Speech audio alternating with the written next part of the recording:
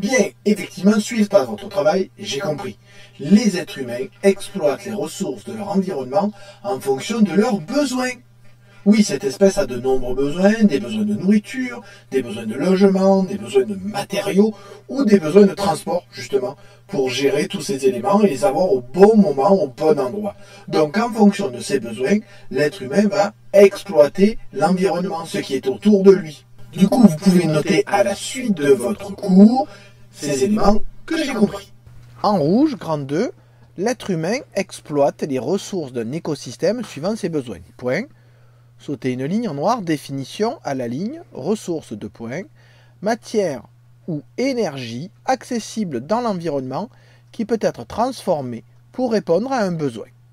Point. Sautez une ligne en bleu, les êtres humains exploitent les ressources de leur environnement selon leurs besoins. Point. Cela peut correspondre à des besoins de logement, virgule, de transport, virgule, nutritif ou même de loisirs. Point. Mais pour exploiter une ressource, il faut faire attention qu'il y ait quelques contraintes. C'est ce que vous montre le schéma qui se construit ici. D'abord, vous avez des besoins, oui, représentés ici.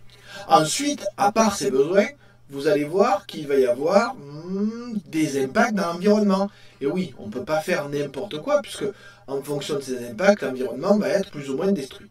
Et enfin, dernière contrainte, vous voyez qu'il va s'ajouter, vous allez avoir la gestion de cette exploitation. Oui, les déchets, la durée de l'exploitation, etc. Et vous voyez que ces trois éléments s'additionnent pour permettre l'exploitation d'une ressource dans un environnement, mais une exploitation faite correctement de manière durable. Enfin, de manière durable. En tout cas, en espérant que la ressource ne s'épuise pas au plus vite. Ou ne génère pas trop de pollution qui fait que l'environnement serait détruit malgré le fait qu'on exploite la ressource. Du coup, vous pouvez noter à la suite du cours, cette exploitation de ressources a des conséquences sur les écosystèmes, virgule, qu'il faut prévoir et gérer, virgule, notamment dans les rejets ou l'épuisement des stocks. Point. On peut représenter cette exploitation de ressources comme suit. Et vous faites le schéma avec les couleurs que vous voulez et les formes que vous voulez. L'idée, c'est de montrer que l'exploitation de ressources est bien au centre de ces trois contraintes. Donc l'exploitation d'une ressource va modifier l'environnement. Mais alors du coup, on peut se poser la question, est-ce que ces modifications vont avoir un effet sur l'espèce humaine elle-même? Alors, la prochaine fois, vous allez faire un exemple sur les îlots de chaleur, parce que ce sont des choses qui se produisent beaucoup dans votre région, et notamment qui se produisent en ville. Alors pour vous préparer à ça, vous avez une petite vidéo qui va vous montrer ce qu'est un îlot de chaleur, ce qui permettra de mieux travailler la prochaine fois.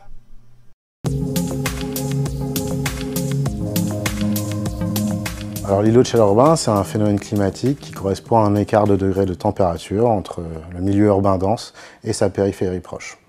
Donc c'est un phénomène qui est dynamique et il est plutôt ressenti la nuit puisque la ville a plus de mal à restituer la chaleur que la campagne pendant cette période. Alors, les raisons pour lesquelles on obtient un îlot de chaleur urbain en ville, c'est que la structure propre justement aux bâtiments et à l'aménagement des villes fait que la chaleur est stockée de manière plus importante. Par exemple, le fait qu'il y ait une densité importante de bâtiments représente une surface d'absorption plus importante qu'en milieu rural. De plus, les matériaux ont des propriétés qui font que le stockage est plus important. Par ailleurs, l'atmosphère urbaine est plus chargée en gaz à effet de serre, ce qui représente une barrière qui piège encore plus la chaleur. Et la combinaison de tous ces effets conduit à un écart de quelques degrés, on peut dire de 1 à 4 degrés, en conditions estivales entre la ville et la campagne.